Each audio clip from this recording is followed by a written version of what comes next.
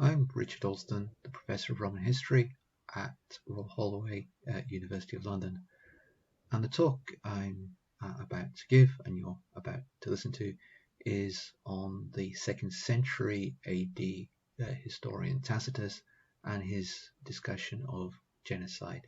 The talk will be looking at issues of nation and identity. The talk is an excerpt from a course on Tacitus and the making of the Roman Empire, and comes somewhere towards the beginning. Now, here's the key text with which we start. It's from Tacitus's Annales and comes from Book 1. There are 3 paragraphs which we need to analyse. It comes right after a period of mutiny. Yet the temper of the soldiers remained savage, and a sudden desire came over them to advance against the enemy. It would be the expiation of their madness. Nor could the ghosts of their companions be appeased until their own impious breasts had been marked with honourable wounds. The result of that is that Caesar lays a bridge across the Rhine, throws over 12,000 legionaries, 26 cohorts of auxiliaries, and 8 divisions cavalry, a very big army, and then they move into the forests. They thread their way through the forest, decide on which road to follow, a long one or a short one. They chose the longer one, and then they arrive at a German village. The scouts are brought in news that the night was a German festival and will be celebrated with games and a solemn banquet. Caecina, the general, was ordered to move ahead with the unencumbered cohorts and clear a passage through the woods. The legions followed behind. The night was clear and starry and in our favour. The Marsian villages, that's the German tribe, were reached, and a ring of pickets was posted round the enemy, who were still lying, some in because others beside their tables without misgivings, and with no sentries advance. All was disorder and improvidence. There was no apprehension of war, and even their peace was the nerveless lethargy of drunkards. To extend the scope of the raid, Caesar divided his legions into 4 bodies, and for 50 miles around wasted the country with sword and flame. Neither age nor sex inspired pity. Places sacred and profane were razed indifferently to the ground, among them the most noted religious centre of these tribes, known as the Temple of Tanferna. The troops escaped without a wound. They had been cutting down men half asleep, unarmed, or dispersed. What we see here is an act of genocide, an act where Germanicus orders his troops to kill Germans without pity, without regard for age or for gender. Sacred places are destroyed, temples are burnt down. Germans were asleep or drunk, no position to defend themselves. And yet Germanicus is a hero in this account. This raises a whole number of ethical, political, and moral issues. How is the extreme violence we see related to issues of identity? How is identity related to issues of landscape? What part do those trees play? What part do those villages play? And overwhelmingly, why is there no ethical question for Tacitus and his readers in the treatment of Germanicus' campaign and in the mass murder of Germans? What we're looking at here is 3 interrelated problems: identity, citizenship, and landscape. How are we going to understand those? Well, let's get a bit of context. We're in 14 CE, 14 AD here, and we're at the moment of imperial succession. The first emperor, Augustus, figure to the right, has died, and he's been replaced by the second emperor, Tiberius. It's a time of uncertainty. It's a time of worry. It's a time when the Roman state totters, even if very briefly. The crisis comes on the Danube, where there is a mutiny, and on the Rhine, where there is a further mutiny, and it's the mutiny on the Rhine on which we are concentrating. The mutiny on the Rhine is put down by the figure on the right here, Germanicus.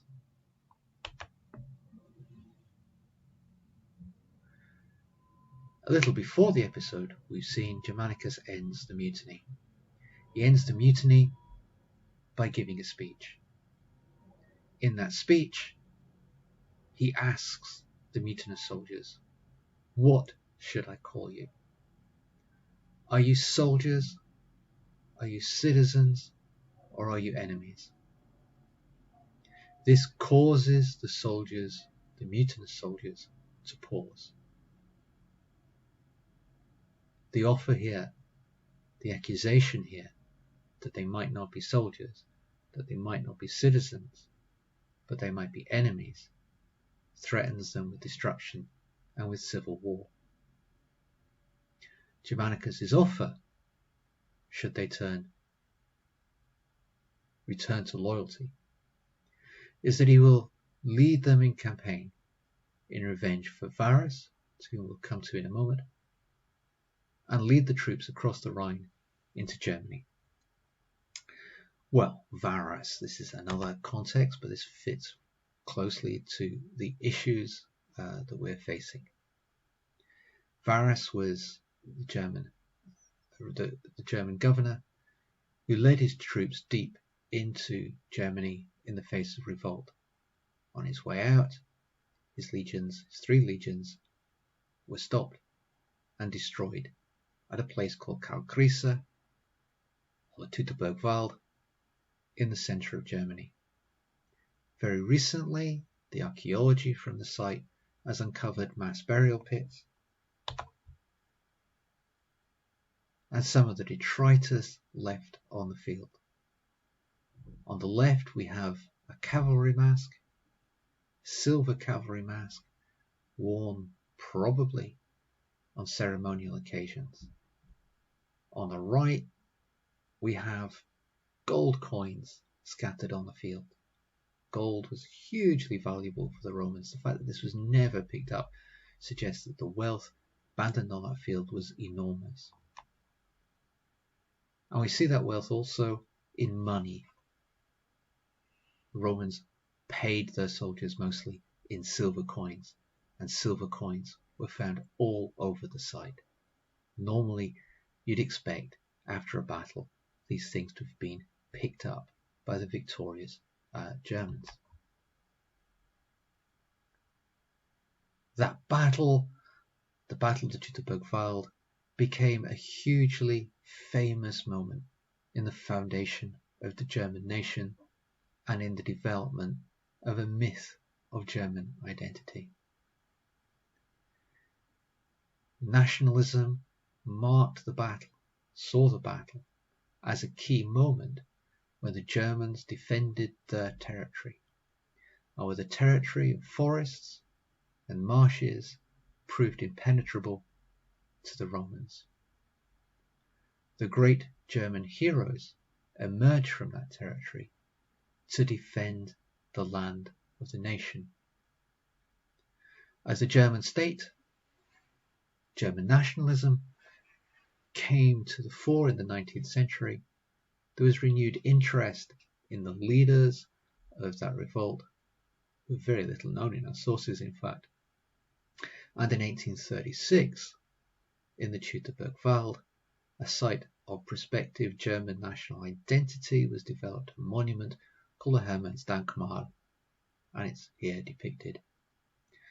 This was depleted by 1875 as a German national monument, but by 1915 had become a symbol of the German war effort. Nationalism turns into militarism. During the Weimar Republic, it was captured by the right wing, by the Nazis, and became the site of gatherings, sometimes as many as 50,000 strong. And under the Nazis, it becomes a place of education for the youth and a rallying point for the Hitler Youth.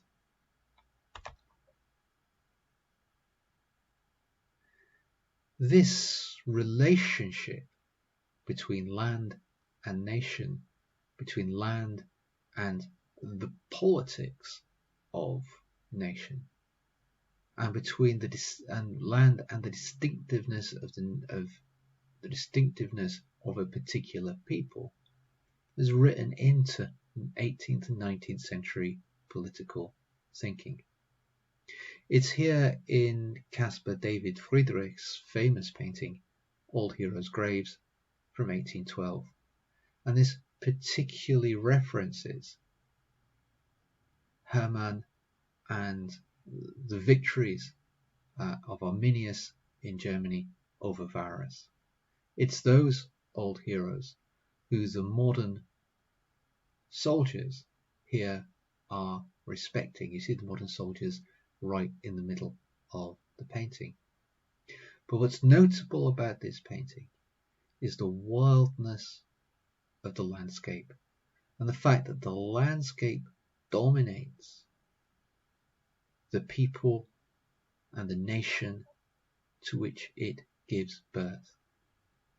What's important in this romantic engagement is that the landscape creates the nation, and the people represent that nation and take on a political guise in following the teachings of the national heroes.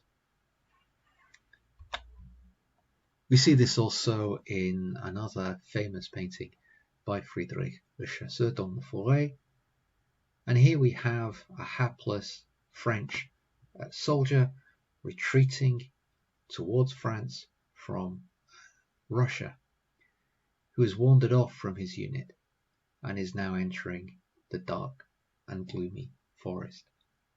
The fate of the soldier, dominated by the German trees, dominated by the German landscape, is clearly not going to be good. Germany, its landscape, its trees, its forest, is resisting of the French invasion. This link between landscape and nation, between landscape and resistance, is critiqued by one of the most famous current painters of German extraction, Anselm Kiefer, who in 1976 painted this Varus. In white, in the trees, we see German cultural heroes, fragments of poetry, names of some of the great German writers. At the bottom, in black, we see the name of Varus. Throughout the trees, we see the marks of blood. After the Holocaust, after the horrors of German nationalism, the marking of the landscape in blood, the associations of the landscape with German cultural heroes, the association of the landscapes with death and with nationalism had to be made obvious. Kiefer problematizes, makes one worry about this connection between landscape, identity, and violent nationalistic death. It's in this context then that we come back to thinking about this section. Why is there no ethical question for Tacitus and his readers in the treatment of Germanicus' campaign? The only way I think we can understand this is that the people who were slaughtered, the Marsi, were for Tacitus and his readers people without rights. And the Romans had a fundamentally different view of who had rights and who did not. For us, all humans have rights. There are fundamental human rights which should be respected and followed. But for the Romans, rights came from a shared citizen status, not from shared humanity. To have rights, to have protections, you had to be Roman. If you were not Roman, then you had no defense in law or ethics. The question then as to why there is no ethical question for Tacitus in this act of mass murder is because there is no breach of rights. To kill without regard for age or sex, to destroy the cultural markers, is not an ethical question, because those for the Romans, because they were not Roman, had no weight. Once one considers this, we can see that the violence then relates quite closely to issues of identity. Political identity gives people rights, and the political identity means that they are protected. What we then see here is a sort of political performance, and this is in answer to the question that Germanicus asked. Are the soldiers citizens, soldiers, or enemies? The violence that they perform here demonstrate who belongs, therefore has rights, which is the soldiers, and who does not belong and has no rights, which is the Germans. The soldiers prove their loyalty through violence, through extreme violence. They prove that they are enemies, that they are not enemies, by killing Germans, those without rights. They prove to themselves that they are Romans, and they prove to Germanicus that they are Romans and deserve to be treated as Romans. This killing to develop identity, to show that you belong, is sadly common in genocidal environments. Our third question then, how is identity related to the landscape? Well, in this instance, we have an interesting difference from the sorts of models of identity I was talking about for the 18th century. Here, we see that identity comes from political status, not from the landscape, not from nature. Identity comes from being a Roman.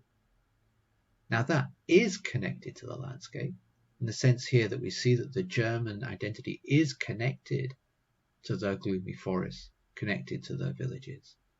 And German identity is therefore manifested in the culture of landscapes.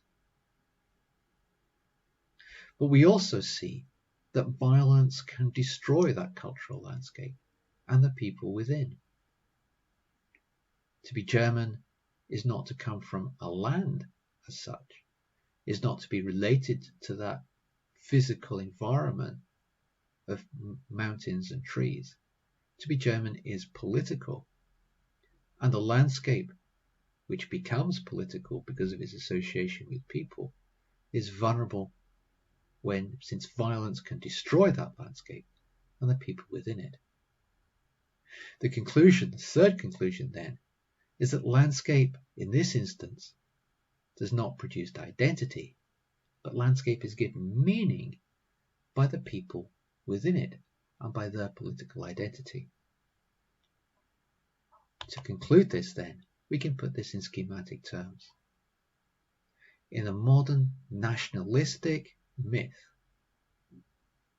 the process of forming of national identity begins with recognizing that identity in the landscape, in recognizing the particularity of the land, whether the land be the soil of the island of Britain or the forests of Germany